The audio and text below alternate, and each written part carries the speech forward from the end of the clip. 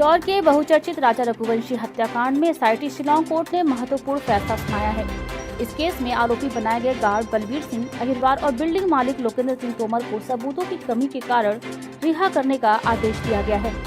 Police ने पहले उन्हें साक्ष्य मिटाने के आरोप में गिरफ्तार किया था, लेकिन मामले की गहन जाँच में ट्रांसपोर्ट कारोबारी राजा रघुवंशी की हत्या से उनका कोई सीधा संबंध साबित नहीं हो पाया। मध्य प्रदेश में पिछले 4 दिनों से सक्रिय चक्रवाती सिस्टम के असर से जहां बारिश और ओलों ने कहर बरपाया, वहीं अब प्रदेश के बड़े हिस्से घने कोहरे की गिरफ्त में आ गए हैं। हालांकि गुरुवार को बारिश या ओलावृष्टि का कोई अलर्ट नहीं है, लेकिन राहत ज्यादा दिन की नहीं मानी जा रही। मौसम विभाग ने संकेत दिए हैं कि 5 फरवरी से एक और नया वेस्टर्न डिस्टर्बेंस सक्रिय होगा, जिससे एक बार फिर मावठे का दौर शुरू हो सकता है और 10 फरवरी तक रुक रुक कर बारिश की संभावना है। मध्य प्रदेश कांग्रेस अध्यक्ष जीतू पटवारी ने आज राज्य के मुख्यमंत्री डॉक्टर मोहन यादव पर निशाना साधते हुए कहा कि उनकी सरकार में तो 3 मंत्री आपराधिक मामले से घिरे हैं, जिनसे तत्काल इस्तीफा लिया जाना चाहिए।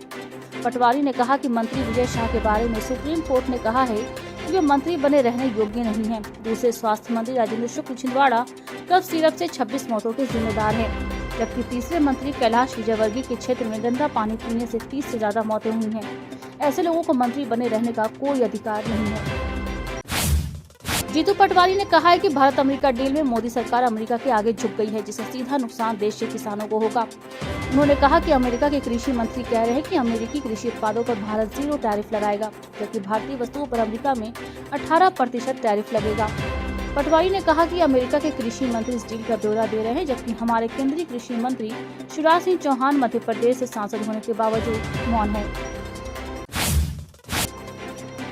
मध्य प्रदेश सरकार के मंत्री विश्वास सारंग ने कांग्रेस और उसके प्रदेश अध्यक्ष जीतू पटवारी पर तीखा हमला बोला है। उन्होंने कहा कि कांग्रेस झूठ और भ्रम फैलाने की राजनीति कर रही है, जो उसकी पुरानी कार्यशैली रही है।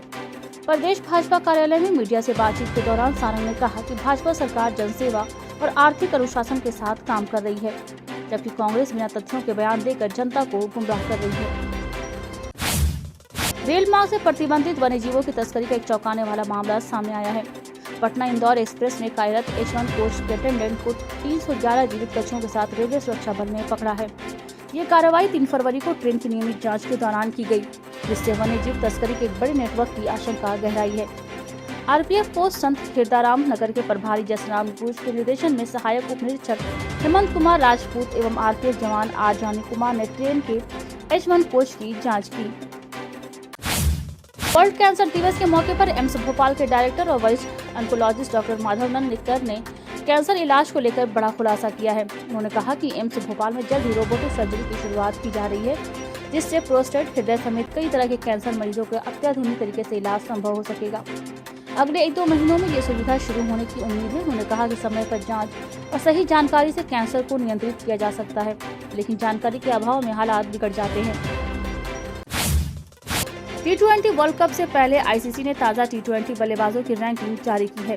भारतीय T20 कप्तान सूर्य कुमार यादव बुधवार को घोषित ताज़ा T20 बल्लेबाजी रैंकिंग में 6ठे नंबर पर पहुंच गए हैं। पाकिस्तान के विस्फोटक ओपनर साहिबजादा फरहान अब 7वें नंबर पर है। T20 बल्लेबाजी रैंकिंग में भारतीय बल्लेबाज अभिषेक शर्मा अब भी नंबर 1 पर बने हुए हैं। इंग्लैंड के फिल सॉल्ट दूसरे नंबर पर, जबकि जोस बटलर तीसरे नंबर पर है। तिलक वर्मा को रैंकिंग में नुकसान हुआ है, अब तीसरे के बजाय चौथे स्थान पर खिसक गए हैं। T20 गेंदबाजों की रैंकिंग में भारत के मिस्ट्री स्पिनर वरुण चक्रवर्ती ने पहला स्थान बरकरार रखा है, जिनके 776 रेटिंग अंक हैं। दूसरे नंबर पर पाकिस्तान के अबरार अहमद 748 अंक आ गए हैं, जिन्होंने ऑस्ट्रेलिया के खिलाफ बढ़िया बॉलिंग करके 2 स्थान की छलांग लगाई है।